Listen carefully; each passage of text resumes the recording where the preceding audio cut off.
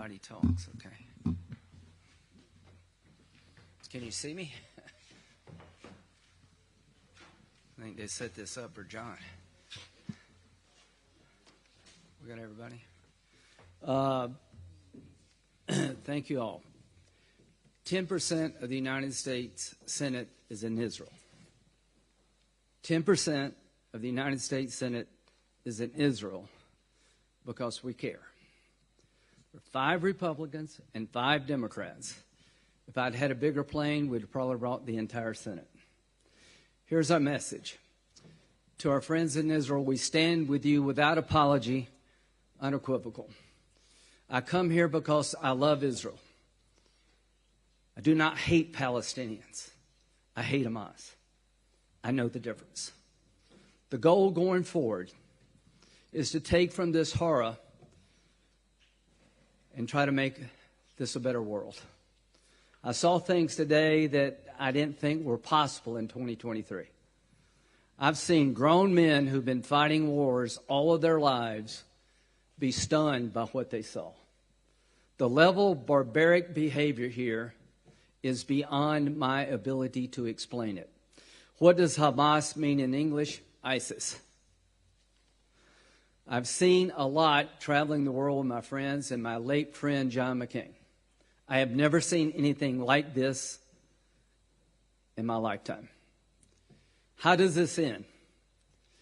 Israel thrives, they survive, Hamas is destroyed, and the Palestinian people have a better life.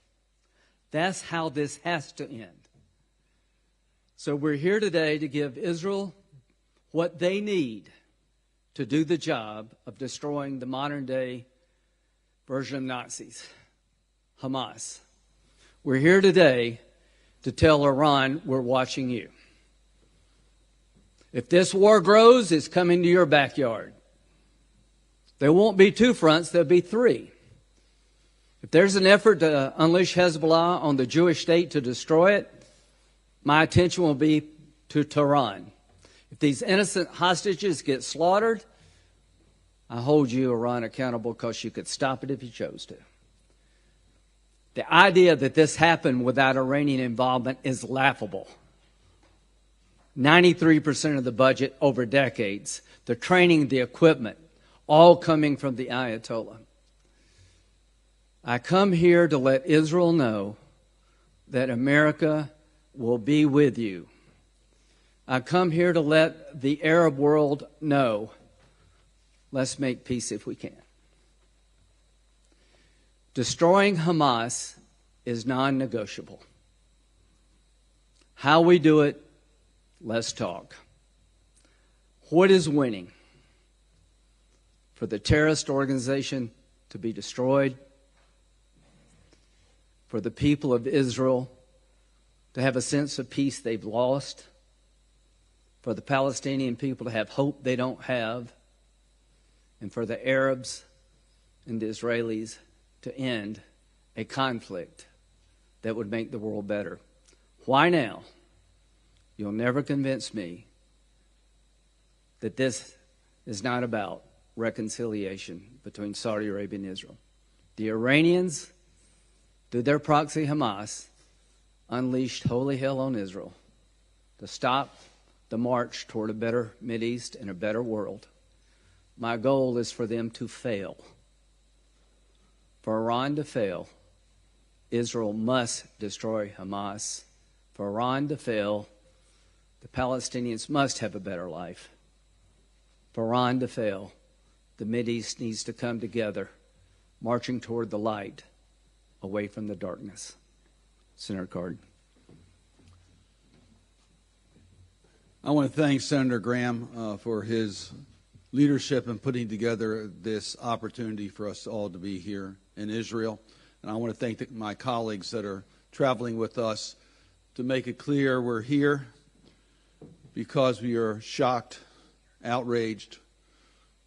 We saw the barbaric actions of Hamas, something we never thought we would see. And here in Israel, we had the chance to see it firsthand. In the videos and the photos and the faces, in the scars that we see that have been given to this country, to the families of the hostages and the pains that they're suffering, small children. It's just unspeakable that this happened. So we're here because we had to be here. Everything that Senator Graham said, I concur. We have Israel's back. We're going to give Israel everything they need in order to defend themselves. We support their efforts to take out Hamas. The crimes that were committed, the barbaric actions that were committed against Israel and the victims. But these were crimes against humanity. We are all involved in this. It's in the United States' interest. It's in the interest of the civility of our planet for us to stand united against Hamas, and Hamas never again being able to do this type of harm to anyone. It's in all of our interest. So yes, I was proud to be part of an effort to pass a resolution in the United States Senate unanimously. And I just call your attention to that resolution. Strong support for the state of Israel. Identifying Hamas, and we ask all countries to identify Hamas as the perpetrator of these atrocities. The immediate release of the hostages. To make it clear to the enemies of Israel, if you try to take advantage of this situation, we are standing ready. Don't even think about it. We thank President Biden for making that clear in the allocation of our resources in this region. We are united, and our hearts are hurting. Make no mistake about it. But we need to be strategic as to how we respond. At the end of the day, Hamas has to be eliminated. At the end of the day, in doing this, we have to be mindful of the innocent people that are caught in this web. Now, we're pleased to see that humanitarian assistance was able to get through, and we encourage the safe zones so that those that are trying to escape Hamas have a safe place during these times. The future for the Palestinians, there is no future with Hamas. We support the future of the Palestinians. And we want to work to make sure that we have viable options. And that's why this trip was originally planned before the attack by Hamas to promote normalization. Senator Graham talked about it, the partnership between the Kingdom of Saudi Arabia and Israel and the United States. Hamas is trying to stop that. They're not going to stop it. The future is in the normalization between the countries of this region, and we are committed to make sure we get that back on track. But immediate issue is to make sure Hamas can never do this again. Senator. Thank you, Senator Graham. And I would also just say that you've got, as has been pointed out, a bipartisan delegation with representatives from leadership on the Appropriations Committee, the Foreign Relations Committee, the Armed Services Committee, all here to make a statement. And that statement is that the barbarism that we saw on October the 7th cannot stand. Israel has a right to exist. Israel has a right to defend itself and not be threatened on a daily basis, right on its border, by a terrorist organization whose main mission is wiping it off the map. And so we stand with Israel. We do have Israel's back. And we just want the region to know, too, that there are forces in this region that want to take us backward and not forward. Kind of barbarism we saw from Hamas's attack, something that we haven't seen in a really, really long time.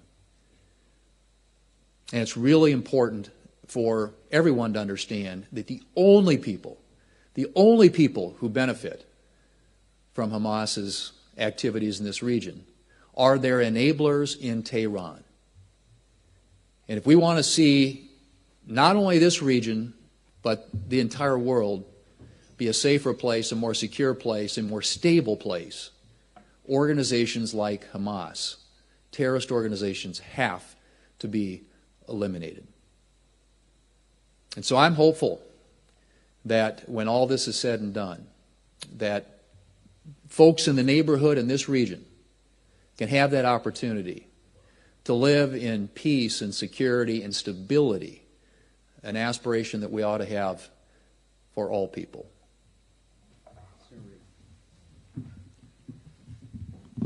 Well, I first want to thank Senator Graham for his great leadership on this issue. And after Hamas's depraved and despicable terror attack on the people of Israel, and indeed against all humanity, we stand here with Israel. We stand in Israel to proclaim our support and our effort to assist them in their great efforts. You've got to understand that Hamas hates the Jewish people and cares nothing about the Palestinian people. That's why they will use them as shields against their weapon systems. That's why they will throw them in the firing line. We have to deal with that terror. We have to help the state of Israel degrade and ultimately destroy Hamas. And we also have to stand, the United States, as a bulwark against the expansion of this conflict into other areas. Those nations that are trying to seize an opportunity should know that they would be seizing something less than opportunity. They would be seizing a very, very bitter outcome. And importantly, we're here to remind the whole world community that we have an obligation to those innocents in Palestine, those innocents rather in Gaza, and those other innocents across the globe. And we had a very productive session yesterday with the Crown Prince of Saudi Arabia, and we urged him to join the international community to provide the resources that is necessary to allow Palestinians in Gaza to flee the control of Hamas and be sustained until Hamas is defeated. Together we are here, all of us, to stand with Israel. Thank you. Senator Collins. I, too, want to thank Senator Graham for bringing us together in a bipartisan show of support for the one democracy in the Middle East, Israel. Before leaving on this trip, I met with the families of some of the hostages that Hamas has taken. And today, all of us met with a group of families of hostages. And I cannot stop thinking about a little 3-year-old girl named Abigail, who has been taken hostage by Hamas. This is her picture, which was given to me both in Washington and I brought on this trip and met more of her relatives today. Her older sister and brother, ages 6 and 9, hid for 14 hours in a closet to escape Hamas. Her mother was murdered, and her father was murdered as he was trying to rush little Abigail away. What kind of people commit such atrocities? This is not a close call. This is a clear case. Hamas is a terrorist group, and we must do all that we can to support Israel in its quest to eliminate Hamas. I serve as vice chair of the Senate Appropriations Committee.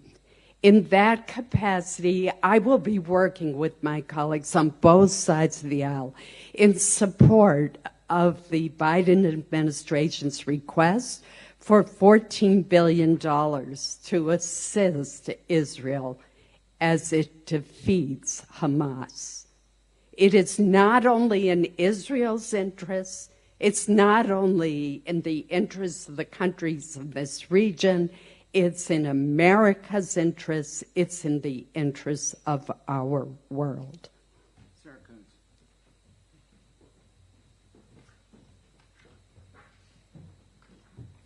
John and Rachel kissed their son goodbye as he went off to a concert, expecting he'd have a wonderful day with friends.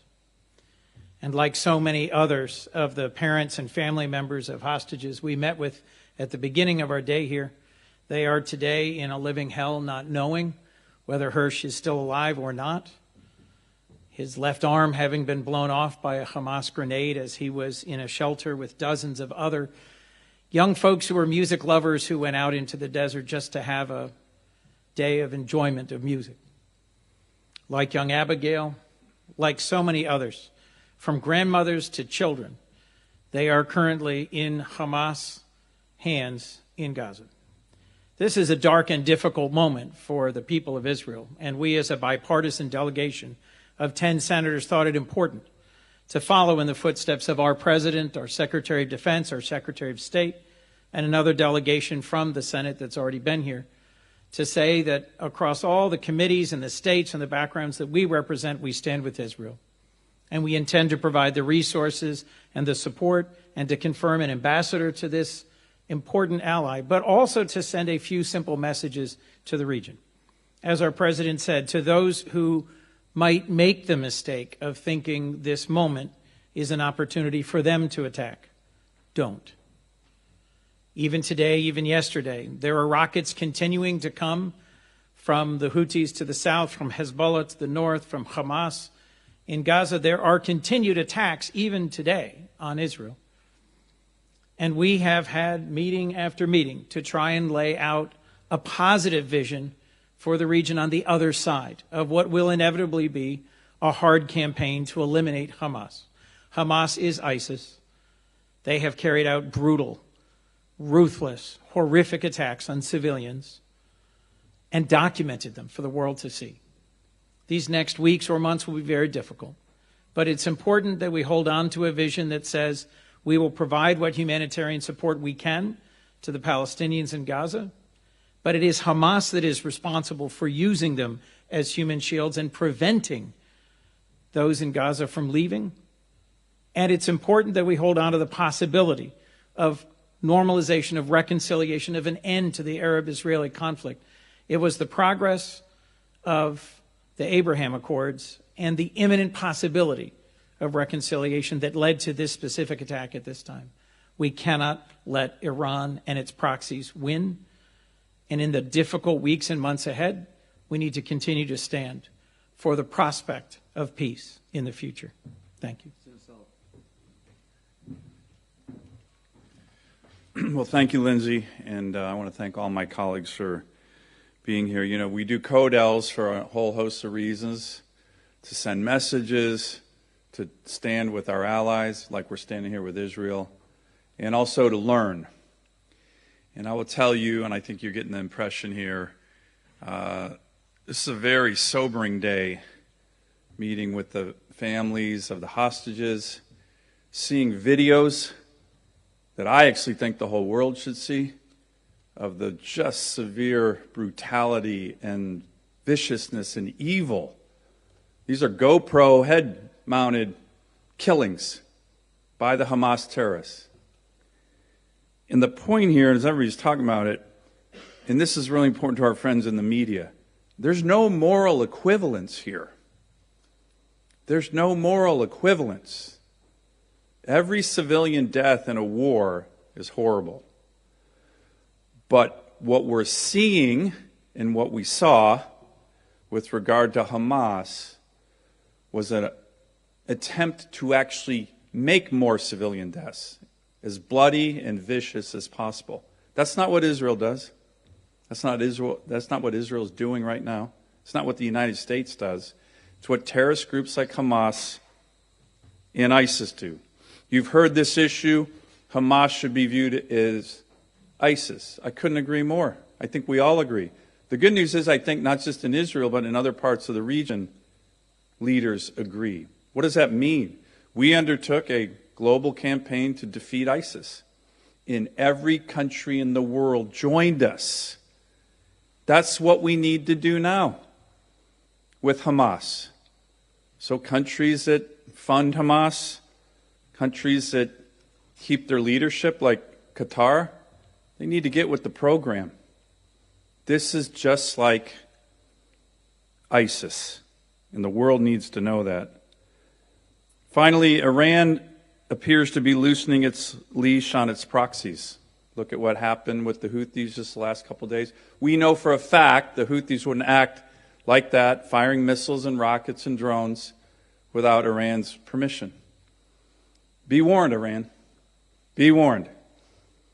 There are so many U.S. senators on both sides of the aisle who view the terrorist leadership in Iran as the biggest malign threat in this region, and in many ways the world. And we won't stand for you widening the war. We have military assets here, and the United States is going to defend its friend and ally. And finally, one other thing we're also trying to do is look around the corner of history. What do I mean by that? The Middle East is going to be changed, there's no doubt, because of this horrendous, vicious terrorist attack. And it's either going to be changed for good or for evil. But a lot of historic positive changes in the Middle East have actually arisen out of the ashes of major conflict. Think about the Yom Kippur War 50 years ago. And we've had very fruitful discussions in that regard, and we got to keep our focus on that kind of bright future. I want to join in thanking Senator Graham, but really I want to thank all of my colleagues who came here today, and I think I have never seen any group of colleagues so moved by what we saw and heard. I've never seen a group of United States senators so inspired and passionate about any cause, and today it is the cause of Israel defending itself, not in a war against Palestinians, but against a terrorist organization, let's call it what it is, seeking genocide. It is genocide. Hamas doesn't just hate the Jewish people like me, it wants to kill us. Period. Every one of us. The world cannot tolerate that kind of genocide anymore. My dad came to the United States of America to escape Germany. He had not much more than the shirt on his back. He spoke no English. He knew virtually no one.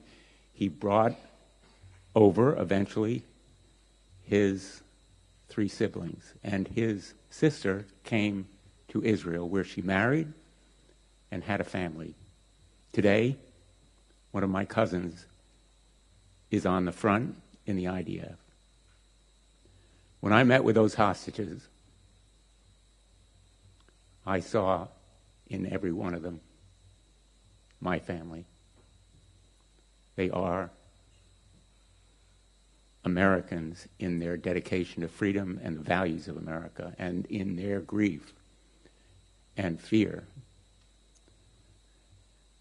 they can unite America. There's no question that in the days ahead, the bonds between Israel and America will be tested again, as they have been in the past. They've proved unshakable and unwavering in the past, and they will be again in the future. To Iran, I want to say again, if you're thinking about giving the green light to Hezbollah as you did to Hamas, don't. If you're thinking about giving the green light to the captors of those hostages to slaughter them, don't. If you're thinking about taking advantage in any way of the vulnerability of Israel as it struggles for its existence, don't. Israel has no place to go. As Golda Meir once said, Israel has a secret weapon. It has no place else to go. And today, Israel is in the fight of its life.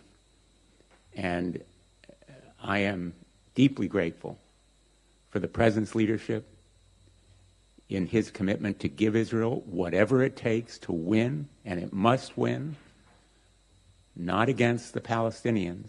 It is a war against Hamas. I also want to say that I grieve with all who have suffered losses, not just Israelis, but Palestinians. They are victims of Hamas as well.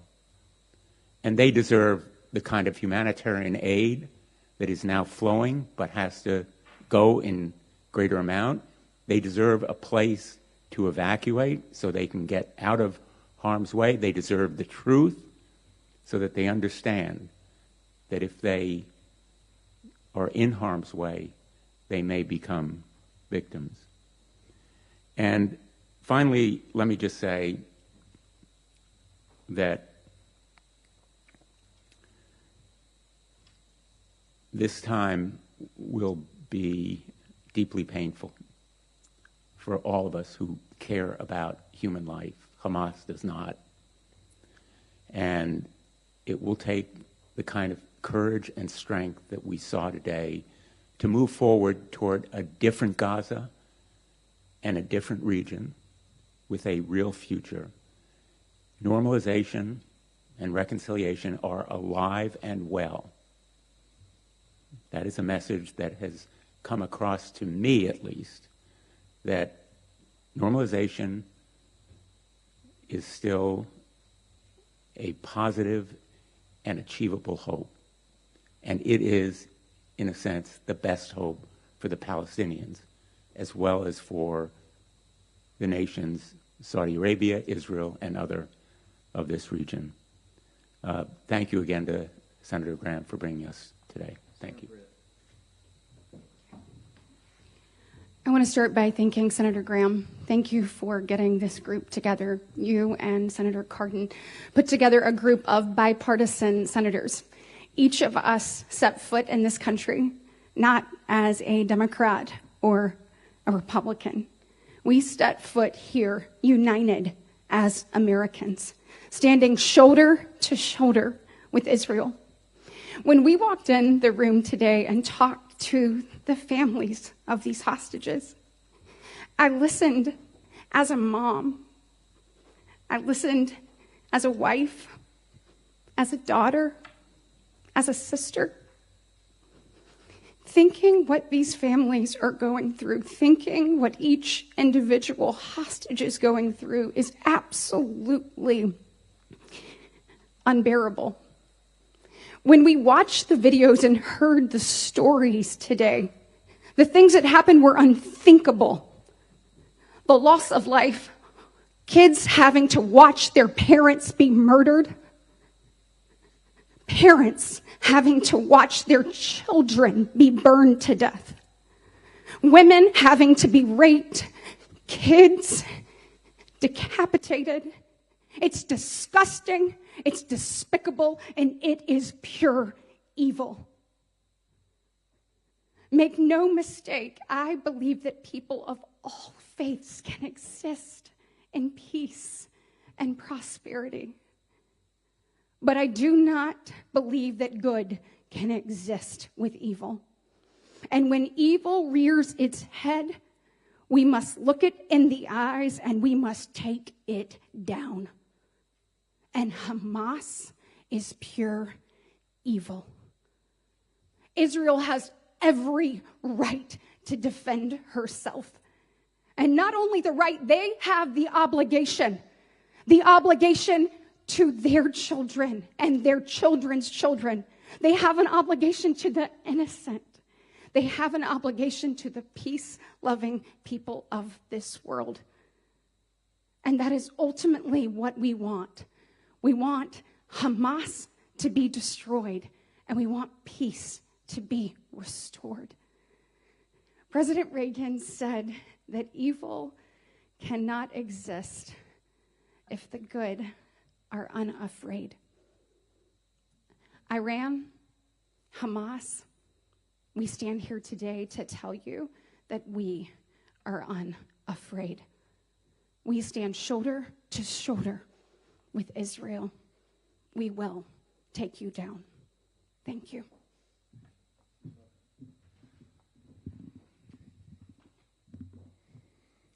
I was here on October 6th, and I was happy to get here early. I came here to meet with Palestinian leaders, and I came here to meet with Israeli leaders, and then I was going to go on to Bahrain and to the UAE to talk about the expansion of the Abraham Accords, the best pathway I have seen in my lifetime towards peace in this region and back towards a two-state solution. And October 6th, I wish you could have been there with me because I'm this Baptist from New Jersey, but there ain't no party like a Torah party. It was Simchas Torah. And it was an incredible celebration. I had Shabbat dinner with a dear friend's home and brought another friend with me. Woke up the next morning, went jogging in the old city, and got a call from my chief of staff right there that I needed to get back to the hotel because Israel was under attack. And here I am, 2 weeks since I left Israel to the day, over the Allenby Bridge, after spending a day in and out of bomb shelters. And not just Israel has changed, but the world has changed. We have seen the brutalization of civilians, the butchering of children. We have seen the deaths of civilians and children that are of Palestinian descent, of Israelis. We have seen pain and hurt. This region is sinking in a agony. And why? What ignited this pain in this region that is rippling as far to my country, where threats against mosques and synagogues and shuls and violence against Muslims in my country and Jews is on the rise? What ignited this hate and horror that is rippling across the world? A terrorist organization, Hamas. They lit the match, they threw the grenade in the most gruesome ways to see Israelis today, soldiers today, with their voices choked with emotion, saying they have never seen this kind of brutality and hate from a terrorist organization, more like Daesh, more like ISIS. They're not freedom fighters. They have chained so many, sinking like an anchor in depths of grief and hurt and horror. There can be no moral equivocating. We are here right now. All of us in this room, we are gathered here because of Hamas and what they have done. I am so happy to travel with this group, but for this reason, I've seen a bipartisan delegation, eyes filled with tears, as they are revisiting the trauma with hostage family members, hostage-taken family members. I've watched them on this Codel, things they haven't mentioned. In private meetings, talking about getting humanitarian aid, lowering civilian casualties, getting Americans of Palestinian descent out, caring about humanity, showing their humanity as we work together as Americans, trying to uphold the highest of moral values. But what a moral failing if we did not stand here with a resolute voice, with unshakable conviction, with unbreakable resolve to say that we stand with Israel in their fight against a terrorist organization that is unleashing hate onto this world, a terrorist organization that even in their very rise killed, abducted, murdered Palestinians. Every time peace seems to be in the path, like after Oslo and during Oslo, they attack civilians, kill families and children. We are here today. What a difference 16 days makes. We are here today in a united stance against hate, against horror, and against this terror organization. And we are resolute that those people who fund and enable and empower terrorism, who wants to move this region away from the pathway of peace, from a two-state solution to a safe and secure Israel, to a homeland for the Palestinians, what Hamas is trying to do, we stand against you. This is who we are. I will tell you this. I was moved that on the plane in, one of my Republican colleagues is reading the Psalms. And it was amazing to me. Another one of my Republican colleagues pulls it up on his phone, and suddenly we were praying as we were landing in Israel. And the reason why that heartened me is because of the kinship in this region. We're all, a bunch of us Christians and Jews, Muslims and Israelis, part of the family of Abraham. What's awful about Hamas, this terrorist organization, this ISIS, Daesh-like, that they betray Islam. They betray the values of the Abrahamic faiths. And so, yes, we are Americans, but we stand with our cousins, with our brothers and sisters, whose humanity has equal dignity. A Christian child, a Muslim child, a Jewish child, an Israeli child, a Palestinian child. We should all be weeping for this terror that was unleashed on the killing of children, all ignited by this terrorist organization.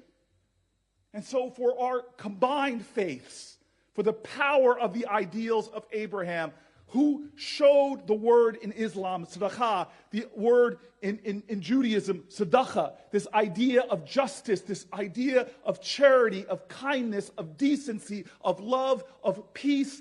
That's what this is all about. We have a moment here where we can unify as a people to reject those who peddle hatred and violence and anti-Semitism, who unleash hate in this world, with our collective resolve and say no more.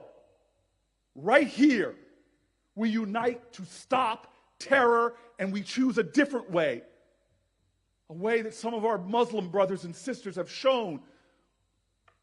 There is a different way in this region for all of God's children to join hands for human rights, for human dignity, for security, for peace and prosperity. That is the crossroads where we are. And if you want to know where I stand with those who choose the future. I stand with those who choose progress. I stand with those who choose peace. I stand with those who choose love over hate.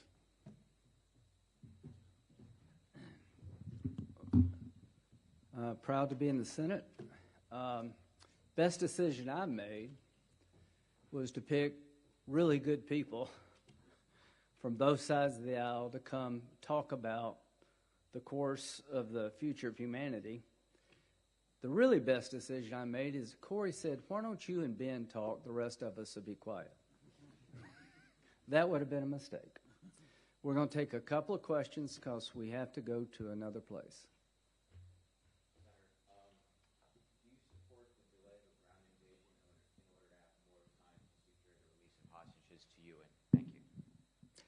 Do you support? You don't need any more time to release the hostages. Let them go. It's not a time problem. They could do it right now, but they're not, because they're going to hold these innocent people over the head of the state of Israel and humanity. So why don't you ask them? Why won't you let them go? They will not let these people go until Tehran feels the pressure. To Iran, enough. You're the largest state sponsor of terrorism. You've got American blood on your hands. This could not have happened without your support. So my advice to the Israeli Defense Forces, do what you have to do to protect your country who's under siege. And the question about hostages should not be directed to me or Israel. It should be directed to the terrorists.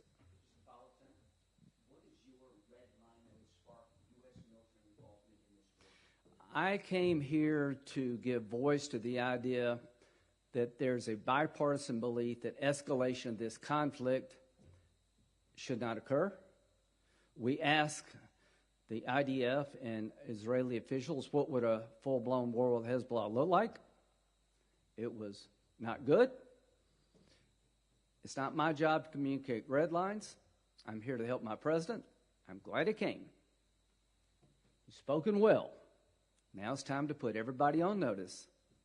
If it gets worse, there'll be 3 fronts, not 2. U.S. troops have come under attack in recent days. Senator, should the U.S. military strike back? You get all the questions, or is this all? That's not. Yeah, go ahead.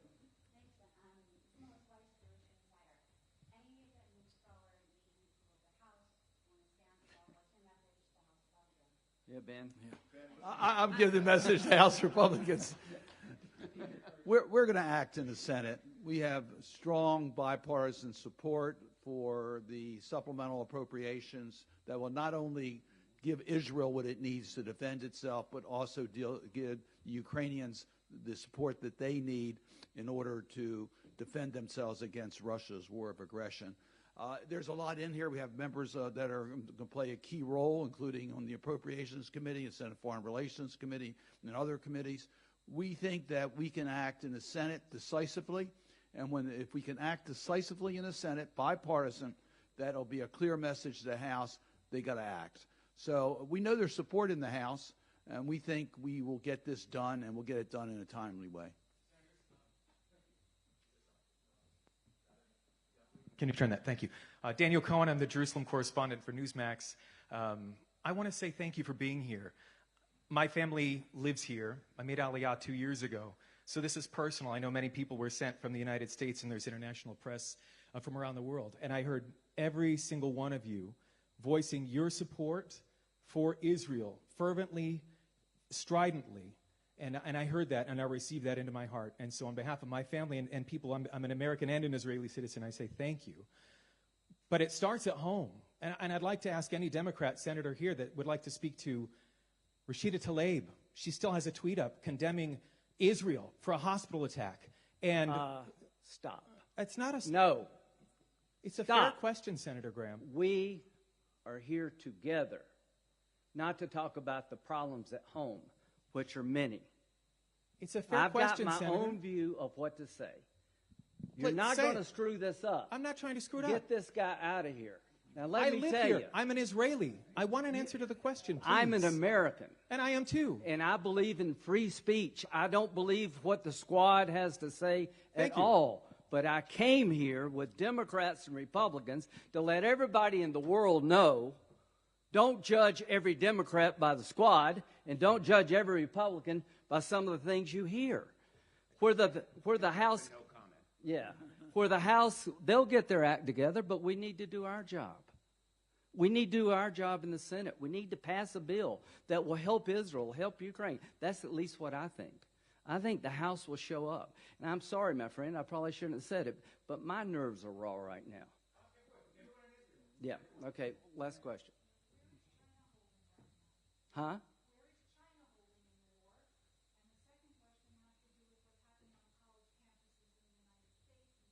Yeah.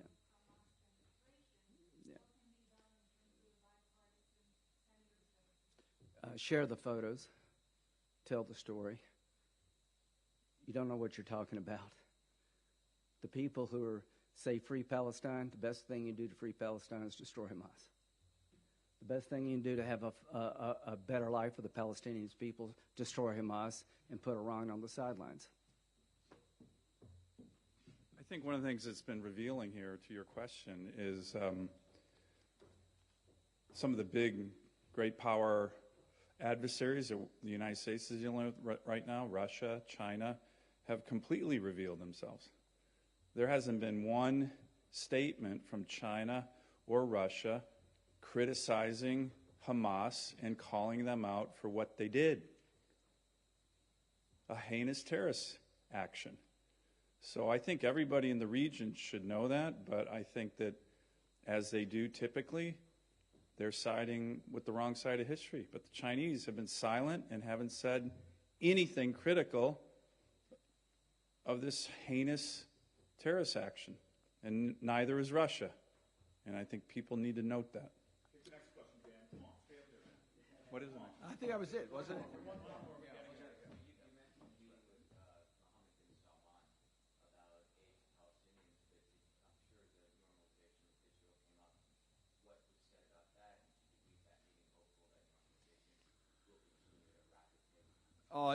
It was an incredible opportunity that we had with the Crown Prince. He gave us an incredible amount of time, but more importantly, we had a candid exchange, a very candid exchange. And I think he demonstrated his interest in the kingdom's future, Saudi's future. He sees that in a much more progressive way than the past. We have talked about the normalization between Saudi Arabia and Israel. We all recognize that because of October the 7th, the focus is going to be, and rightly so, on those circumstances. But the future, we all recognize, is the normalization of relations. Two states living side by side in peace, which we've already talked about it. And we found that discussion to be very constructive on all those points, recognizing that the immediate needs are to deal with the crisis that Hamas has created. The Saudis feel very concerned about Iran and its proxies. So it was no surprise to us to know that the Crown Prince is very interested in dealing with the terrorist threats that are in the region. You know, I want to